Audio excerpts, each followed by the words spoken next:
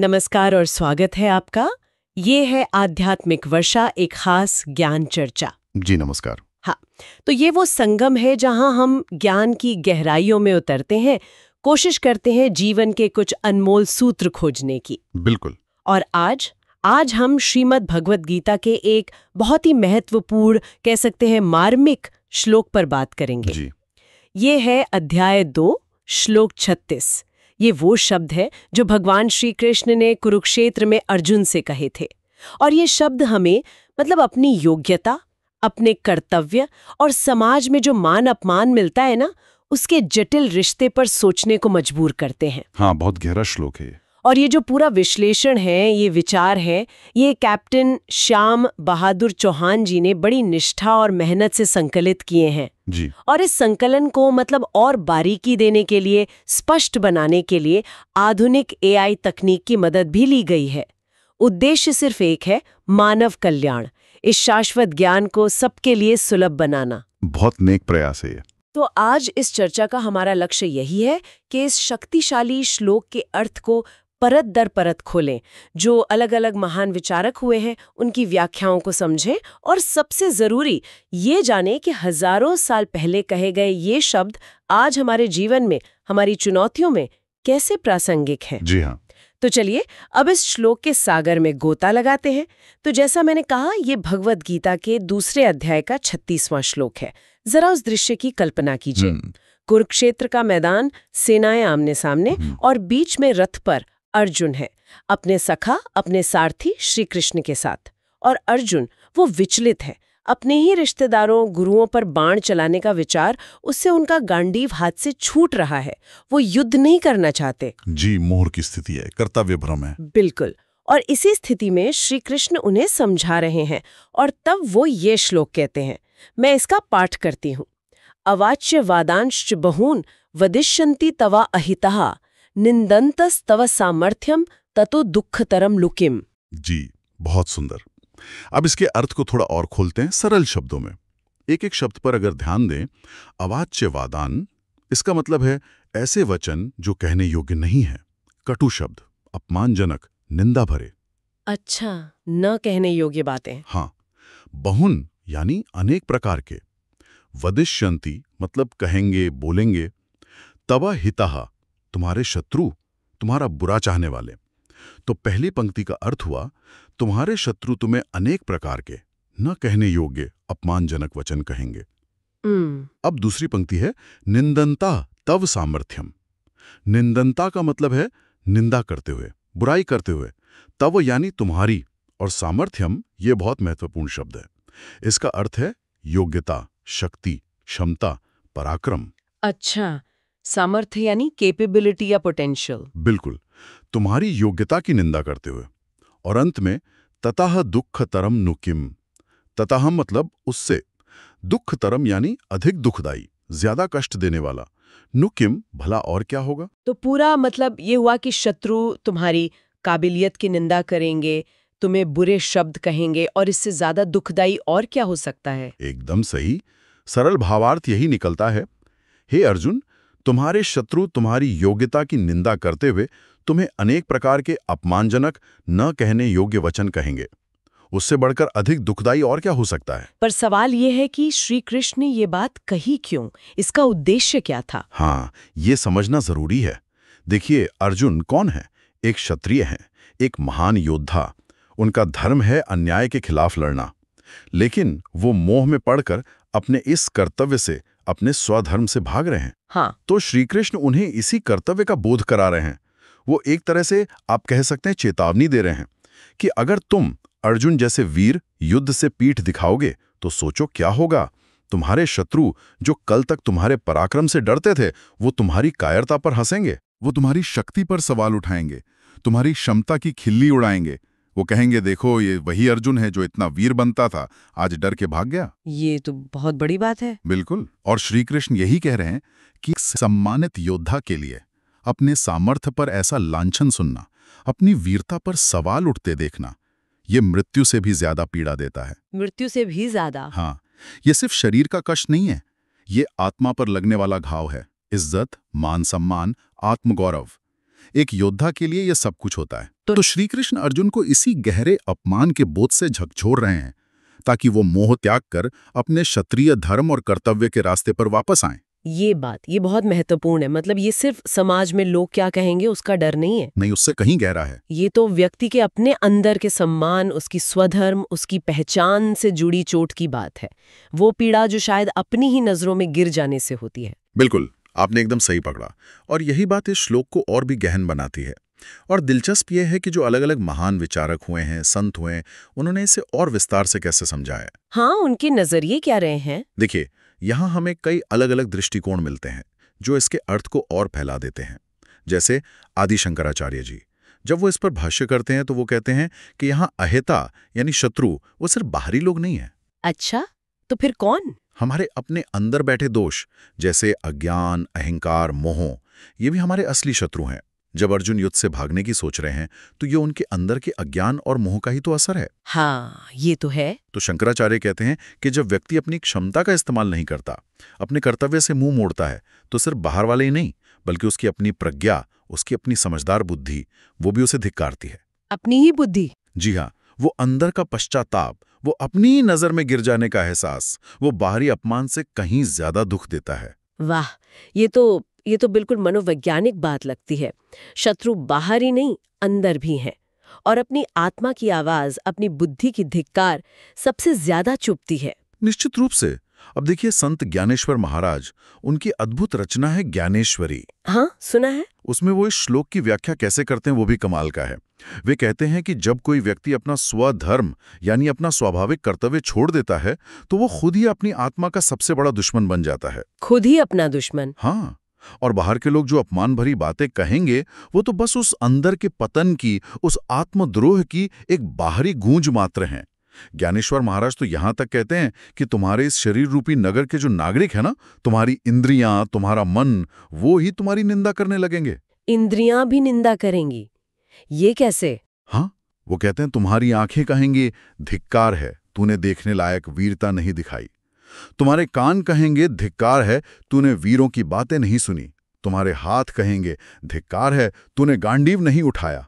अरे बाप रे, ये कल्पना तो अद्भुत है ना? मतलब बाहरी निंदा तो बाद में है, पहले तो अपना ही वजूद, अपनी ही इंद्रियां अपने खिलाफ हो जाती हैं। ये दिखाता है कि स्वधर्म छोड़ना कितना गहरा असर डालता है। लेकिन क्या आम जीवन में कोई इस स्तर पर सोचता है कि उसकी इंद्रियां भी निंदा कर रही हैं? शायद नहीं। शायद रोजमर्रा में नहीं, पर यह एक गहरा आध्यात्मिक सच है। ये दिखाता है कि कर्तव्य से हटना कितना अप्राकृतिक है, कितना आत्मविनाशकारी है। अब जरा स्वामी विवेकानंद के नजरिए से देखें। हाँ, उन्होंने कर्मयोग पर बहुत जोर दिया है। बिल्कुल, वो गीता को कैरेक्टर बिल्डिंग यानी चरित्र निर्माण के दृष्टिकोण से देखते थे। उनके अनुसार इंसान का सबसे बड़ा धर्म है अपनी अंदर की क्षमता, अपना पोटेंशियल, उसे पहचानना और उसे पूरी तरह से विकसित करना, व्यक्त करना। अपनी योग्यता को छिपाना या डर के मारे उसका इस्तेमाल न करना। हाँ, ये तो अपने आत्मविश्वास की, अपने आत्मसम्मान की हत्या करने जैसा है। विवेकानंद कहते थे कि समाज तुम्हारी निंदा करे या तारीफ करे, ये उतना जरूरी नहीं है जितना ये कि तुम खुद अपनी नजरों में कितने ऊंचे हो। अपने सामर्थ्य का पूरा उपयोग करना, अपना कर्तव्य निभाना, ये बाहर की दुनिया के लिए नहीं, ये अपने खुद के आत्मसम्मान और आत्मविकास के लिए जरूरी है। इसे हम आज के इम्पोस्टर सिंड्रोम से भी जोड़ सकते हैं शायद, जब लगता है कि मैं काबिल नहीं हूँ। हाँ, बिल्कुल जोड़ सकते हैं। जब व्यक्ति अपनी ही काबिलियत पर शक करता है और उसे दुनिया के सामने लाने से डरता है। विवेकानंद का संदेश यही है कि इस डर पर जीत पाना ही असली वीरता है। ये बात सही है। चरित्र निर्माण का महत्व, खासकर आज के माहौल में जहां बाहर की सफलता पर इतना जोर है, वहां अपने अंदर के सामर्थ्य के प्रति ईमानदार रहना कितना जरूरी है। एकदम। और एक और महत्वपूर्ण नजरिया है स्वामी अड़गानंद जी महाराज का। यथार्थ गीता में उन्होंने इस श्लोक को लोक संग्रह के सिद्धांत से जोड़ा है। लोक संग्रह? इसका क्या मतलब है? लोक संग्रह का अर्थ है समाज का मार्गदर्शन करना, समाज की भलाई के लिए काम करना। देखिए, अर्जुन सिर्फ एक योद्धा नहीं है, वो एक राजकुमार है, समाज के नेता हैं। उनका व्यवहार, उनका आचरण दूसरों के लिए एक मिसाल बनता है। हाँ, लीडर हैं वो। बिल्कुल। तो अगर अर्जुन जैसा धर्म जानने वाला वीर योद्धा ही अपने कर्तव्य से भागेगा तो आम प्रजा का क्या होगा? समाज में तो अधर्म और गड़बड़ी फैल जाएगी। लोगों का भरोसा उड़ जाएगा नेतृत्व पर से, धर्म पर से, ओहो। तो इस तरह एक जिम्मेदार पद पर बैठे व्यक्ति का कर्तव्य छोड़ना सिर्फ उसकी अपनी हार नहीं होती, ये तो पूरे समाज के नैतिक ताने बाने को कमजोर करता है। ये उन सब लोगों के भरोसे को तोड़ता है जो उस पर निर्भर हैं या उससे प्रेरणा लेते हैं। ये लोक संग्रह वाला पहलू तो बहुत ही व्यापक है। मतलब हमारी काम का असर सिर्फ हम तक नहीं रहता, पूरे समाज पर पड़ता है। निश्चित रूप से। और आखिर में गीता प्रेस गोरखपुर की व्याख्या, वो बहुत सरल और सीधी है, जो आम इंसान को भी आसानी से समझ में आ जाती है। हाँ, वो क्या कहते हैं? वो सीधा कहते हैं, हे अर्जुन, अगर तुम लड़ोगे नहीं तो तुम्हारे दुश्मन तुम्हारी इस कायरता पर तुम्हें बहुत बुरे बुरे वचन कहेंगे और तुम्हारी शक्ति की हंसी उड़ाएंगे। तुम्हारे लिए इससे ज्यादा दुख की बात और क्या होगी? ये अपमान तो युद्ध में वीर गति पाने से भी ज्यादा भयानक है। तो इन सभी व्याख्याओं को सुनकर एक बात तो साफ हो जाती है जी कि ये श्लोक सिर्फ बाहरी निंदा के डर से बचने को नहीं कह रहा। बिल्कुल, ये कहीं ज्यादा गहरा है। बिल्कुल। ये आत्मसम्मान से जुड़ा है, स्वधर्म पालन से जुड़ा है, अपनी अंदर की क्षमता के प्रति ईमानदारी से जुड़ा है और समाज के प्रति अपनी जिम्मेदारी से भी जुड़ा है। हाँ, ये सब मिलकर ही तो व्यक्ति का चरित्र और उसकी सार्थकता बनाते हैं। सही कहा। अच्छा, अब आते हैं उस मुद्दे पर जो शायद हमारे सुनने वालों के लिए सबसे ज्यादा प्रासंगिक होगा। जी। आज की ये जो भाग-दौड़ भरी जिंदगी है, जहां सोशल मीडिया पर पल में राय बनती है, बिगड़ती है, जहां कंपटीशन इतना ज्यादा है, वहां गीता का ये हजारों साल पुराना श्लोक, ये हमें क्या दिशा दे सकता है? आज के जीवन में इसकी क्या अहमियत है? ये बहुत ही महत्वपूर्ण सवाल है और आप देखेंगी कि ये श्लोक आज भी उतना ही, बल्कि शायद उससे भी ज्यादा प्रासंगिक है। अच्छा, कैसे? इसके कई पहलू हैं। सबसे पहले इसका मानसिक और भावनात्मक महत्व देखिए। आज हम जिसे ऑनलाइन ट्रोलिंग कहते हैं, पब्लिक शेमिंग कहते हैं या कैंसल कल्चर, ये सब क्या है? हाँ, ये तो बहुत आम हो गया है। ये एक तरह से उसी अवाच्यवादान का आज का रूप ही तो है, जहां लोग बिना सोचे समझे किसी की इज्जत पर कीचड़ उछालते हैं, उसकी योग्यता पर सवाल उठाते हैं। सही बात है। तो ये श्लोक हमें सिखाता है कि हमें डर समाज की इस पल भर की और अक्सर गलत आलोचना का नहीं होना चाहिए। डर इस बात का होना चाहिए कि कहीं हम सच में अपने कर्तव्य से, अपनी योग्यता से न्याय तो नहीं कर रहे। क्या हम आलोचना के डर से कोई सही कदम उठाने से पीछे तो नहीं हट रहे? अगर हमें अपने रास्ते की सच्चाई पर, अपने काम की पवित्रता पर विश्वास है, तो बाहर की निंदा हमें डिगा नहीं सकती। असली मानसिक शक्ति इसी अंदर की मजबूती से आती है, अपने मूल्यों पर टिके रहने से आती है। तो ये आलोचना को सहने और उससे सीखने की ताकत देता है, बजाय इसके कि डर कर बैठ जाए। बिल्कुल, ये हमें डर कर निष्क्रिय होने से बचाता है। अब इसका सामाजिक महत्व देखिए। हाँ, हम सब समाज में अलग अलग भूमिकाएं निभाते हैं। कोई टीचर है, कोई डॉक्टर, कोई इंजीनियर, कोई बिजनेसमैन, कोई कलाकार, कोई माँ बाप, कोई बेटा बेटी। हर रोल के साथ कुछ कर्तव्य जुड़े हैं, कुछ जिम्मेदारियां हैं। जी। समाज हमसे उम्मीद करता है कि हम इन भूमिकाओं को ईमानदारी और निष्ठा से निभाएं। जब हम ऐसा नहीं करते तो सिर्फ हमारी व्यक्तिगत बुराई नहीं होती, उस पद की, उस भूमिका की, उस प्रोफेशन की इज्जत भी घटती है। हाँ, ये तो है। अगर एक डॉक्टर लापरवाही करे तो सब डॉक्टरों पर उंगली उठती है। बिल्कुल। सोचिए, अगर टीचर ठीक से ना पढ़ाए, डॉक्टर लापरवाही करे, नेता भ्रष्टाचार करे, तो लोग सिर्फ उस व्यक्ति को दोष नहीं देते, वो पूरी व्यवस्था पर शक करने लगते हैं, उस भूमिका से जुड़े सभी लोगों पर। तो ये श्लोक हमें सामाजिक स्तर पर अकाउंटेबिलिटी यानी जवाबदेही और क्रेडिबिलिटी यानी विश्वसनीयता का महत्व सिखाता है। जिम्मेदारी। हाँ, ये बताता है कि अपनी जिम्मेदारी निभाना सिर्फ पर्सनल मामला नहीं है, ये समाज के विश्वास और व्यवस्था को बनाए रखने के लिए भी जरूरी है। और इसका आध्यात्मिक पहलू, स्वधर्म की बात जो हमने की थी। हाँ, आध्यात्मिक नजरिए से देखें तो ये श्लोक स्वधर्म के पालन पर जोर देता है। गीता कहती है कि हर व्यक्ति इस दुनिया में कुछ खास क्षमताओं और झुकाव के साथ आता है, उसी के अनुसार उसका एक स्वाभाविक कर्तव्य या स्वधर्म होता है। अपना अपना स्वधर्म। जी, और अपने स्वधर्म को पहचानना और पूरी निष्ठा से उसका पालन करना, यही ईश्वर की सच्ची पूजा है, यही आत्मविकास का रास्ता है। ईश्वर ने हमें जो भी सामर्थ्य दिया है, जो भी टैलेंट दिया है, वो बेकार गंवाने के लिए नहीं है। उसे छिपाना, उसका इस्तेमाल ना करना या उससे भागना, ये एक तरह से उस भगवान के दिए तोहफे की बेकदरी है, कृतज्ञता है। जब हम डर या आलस की वजह से अपने कर्तव्य से हटते हैं तो हम अपनी आध्यात्मिक तरक्की का रास्ता खुद ही बंद कर लेते हैं। अच्छा। अपने सामर्थ्य का पूरा इस्तेमाल करते हुए बिना फल की चिंता किए अपना कर्तव्य निभाना, यही योग है, यही ईश्वर से जुड़ने का तरीका है। ये तो वाकई जीवन जीने का एक पूरा दर्शन है। मानसिक मजबूती, सामाजिक जिम्मेदारी और आध्यात्मिक कर्तव्य, ये तीनों बातें कितनी गहराई से जुड़ी हैं। जी हाँ। खास तौर पर आज की युवा पीढ़ी जो अक्सर करियर, पहचान, सोशल प्रेशर इन सब में उलझी रहती है, उनके लिए इसमें क्या खास संदेश है? उन्हें क्या प्रेरणा मिल सकती है? युवाओं के लिए तो ये श्लोक एक गाइड की तरह है। इसमें कई बहुत गहरी और प्रैक्टिकल सीखें हैं। जैसे पहली और सबसे जरूरी सीख, अपनी प्रतिभा, अपने टैलेंट, अपनी क्षमताओं को पहचानो और उन पर पूरा विश्वास रखो।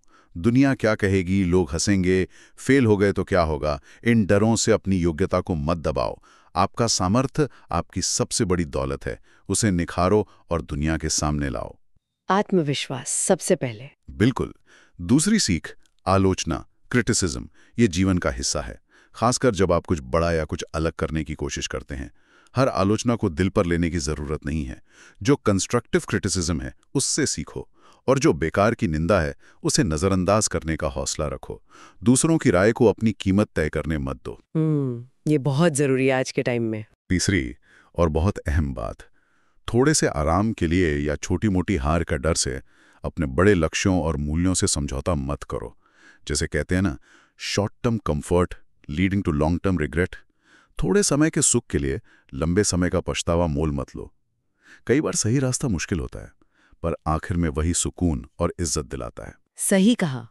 और चौथी सीख, सिर्फ बाहर की सफलता या रेप्यूटेशन के पीछे मत भागो। अपने चरित्र, अपने कैरेक्टर का निर्माण करो। रेप्यूटेशन वो है जो लोग आपके बारे में सोचते हैं, कैरेक्टर वो है जो आप असल में हैं। सच्चा सम्मान चरित्र से आता है, जो मुश्किल हालात में भी अपने कर्तव्यों और मूल्यों पर टिके रहने से बनता है। वाह! आत्मविश्वास, आलोचना का सामना, दूर की सोच और चरित्र निर्माण, ये चारों बातें युवाओं के लिए वाकई बहुत जरूरी हैं। अक्सर हम देखते हैं कि सोशल मीडिया के प्रेशर में या दोस्तों के चक्कर में युवा अपने असली पैशन या सही रास्ते से भटक जाते हैं, सिर्फ इसलिए कि वो फिट इन करना चाहते हैं या बुराई से बचना चाहते हैं। बिल्कुल। ये श्लोक उन्हें उस दबाव से ऊपर उठकर अपने स्व के प्रति, अपने समर्थक के प्रति वफादार रहने की प्रेरणा देता है। अब अगर हम इसके असर की बात करें तो ये सिर्फ व्यक्ति तक ही सीमित नहीं है। अच्छा, और कहाँ तक जाता है इसका प्रभाव? देखिए, व्यक्तिगत जीवन में जब इंसान आलोचना के डर से आजाद होकर अपनी समझ और कर्तव्य के हिसाब से फैसले लेता है तो उसका आत्मविश्वास बढ़ता है, उसकी डिसीजन मेकिंग सुधरती है, वो ज्यादा ऑथेंटिक लाइफ जीता है। हाँ, ये तो है। पारिवारिक जीवन में सोचिए, एक ऐसा परिवार जहां हर सदस्य, माँ बाप, बच्चे, भाई बहन अपनी अपनी जिम्मेदारियां प्यार और ईमानदारी से निभा रहा हो, वहां कितना मेल मिलाप, सहयोग और तरक्की होगी। जहां कर्तव्य निभाया जाता है वहां अधिकार मांगने की नौबत कम आती है, आपसी सम्मान बढ़ता है। ये भी सही है। और राष्ट्रीय और वैश्विक स्तर पर इसका असर तो और भी गहरा है। अगर नागरिक अपने कर्तव्यों का पालन करें, और खासकर वो जो नेतृत्व की भूमिका में हैं, नेता, अफसर, जज, अगर वो पूरी ईमानदारी और निष्ठा से अपना राजधर्म या लोक कर्तव्य निभाएं, तो समाज से भ्रष्टाचार, अन्याय, अधर्म, अराजकता, इन सब में भारी कमी आ सकती है। ये श्लोक तो गुड गवर्नेंस और सच्चे एथिकल लीडरशिप का मूल मंत्र है। जहां नेता अपने सामर्थ्य का उपयोग लोगों की भलाई के लिए करते हैं, वहां देश तरक्की करता है। इसे और सरल तरीके से समझने के लिए वो बच्चों वाला उदाहरण भी बहुत अच्छा है, क्लास मॉनिटर वाला। हाँ, वो एक अच्छा उदाहरण है। मान लीजिए एक बच्चे को क्लास का मॉनिटर बनाया। टीचर ने कहा सबकी होमवर्क कॉपी इकट्ठा करके लाओ, करे, चलो खेलते हैं। टीचर को कह देना भूल गए। अगर वो बच्चा दोस्तों की बात मानकर या आलस में अपना काम नहीं करता तो क्या होगा? टीचर नाराज होंगे। बिल्कुल। पहली बात, टीचर नाराज। दूसरी, जिन बच्चों ने मेहनत से होमवर्क किया था उन्हें बुरा लगेगा, वो सोचेंगे मॉनिटर भरोसे लायक नहीं है। और तीसरी और सबसे बड़ी बात, उस मॉनिटर बच्चे के मन में कहीं ना कहीं ये बात चुभती रहेगी कि उसने अपनी जिम्मेदारी नहीं निभाई, उसने भरोसा तोड़ा। उसे शायद थोड़ी देर का आराम मिल गया, पर अंदर से अपराध बोध और अपमान का भाव रह गया। हाँ। और अगर वो दोस्तों की बात ना मानकर थोड़ी मेहनत करके अपना काम पूरा करता है, हो सकता है शरारती दोस्त थोड़ी देर नाराज हों, लेकिन टीचर और बाकी क्लास के बच्चे उसकी तारीफ करेंगे। कर्तव्य निभाया, और सबसे जरूरी, उसे खुद पर गर्व होगा कि उसने अपनी जिम्मेदारी निभाई। सही है। यही है कर्तव्य निष्ठा का फल, अंदर का संतोष और बाहर का सम्मान। जबकि कर्तव्य से भागने पर अपमान और आत्मग्लानि ही मिलती है। बहुत ही साफ और सुंदर उदाहरण। ये दिखाता है कि सिद्धांत चाहे कितना भी गहरा क्यों ना हो, उसका सार तो रोजमर्रा की जिंदगी में भी झलकता है। जी बिल्कुल। तो इस सारी गहरी चर्चा के बाद अगर हमें इसका निचोड़ निकालना हो, मुख्य संदेश समझना हो, तो क्या कहेंगे? मेरे विचार में इस श्लोक का सार संदेश यही है कि इंसान के लिए सबसे बड़ा दुख शरीर की मृत्यु नहीं है, बल्कि अपने अंदर की क्षमता, अपने सामर्थ्य को पहचान कर भी उसका उपयोग न करना, अपने कर्तव्य से मुंह मोड़ लेना और उसके नतीजे में समाज में और अपनी ही नजरों में अपमानित होना, ये सबसे बड़ा दुख है। आत्मपतन का दुख। हाँ, ये आत्मपतन का दुख है जो मृत्यु से भी ज्यादा कष्ट दे सकता है। इसलिए जीवन में रास्ता हमेशा अपने धर्म का चुनना चाहिए, अपनी अंदर की आवाज का, अपनी जिम्मेदारी का, अपने आत्मसम्मान का। बाहर की आलोचना या निंदा का डर हमें अपने रास्ते से डिगा ना पाए। बिल्कुल। जो व्यक्ति अपने सामर्थ्य को पहचान कर बिना डरे ईमानदारी से उसका सही उपयोग करता है, वही जीवन की जंग में असली विजेता है, वही सार्थक जीवन जीता है। आपने बिल्कुल सही कहा। ये एक बहुत ही शक्तिशाली और प्रेरणा देने वाला संदेश है। और जैसा अक्सर होता है, ऐसी गहरी चर्चाएं हमें कुछ नए सवालों पर सोचने के लिए भी प्रेरित करती हैं। हाँ, और ये चर्चा एक बहुत ही प्रासंगिक और सोचने लायक सवाल हमारे सामने रखती है। क्या सवाल? कि आज के इस आधुनिक समाज में, जहां बाहरी मान्यता पर, सोशल मीडिया की तारीफ पर, पद और दिखावे पर इतना ज्यादा जोर है, कोई व्यक्ति अपनी अंदर की सामर्थ, अपनी सच्ची योग्यता और आत्मा की आवाज को पहचानने और उसके प्रति पूरी तरह ईमानदार रहने, इन दोनों के बीच संतुलन कैसे बना सकता है?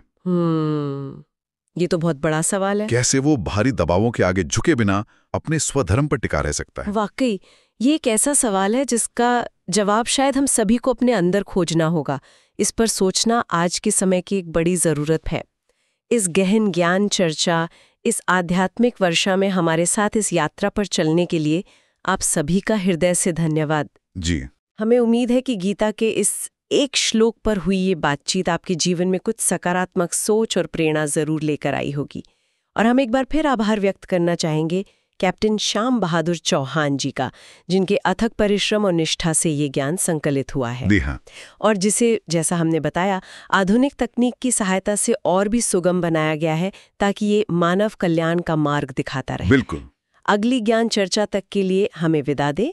नमस्कार। नमस्कार।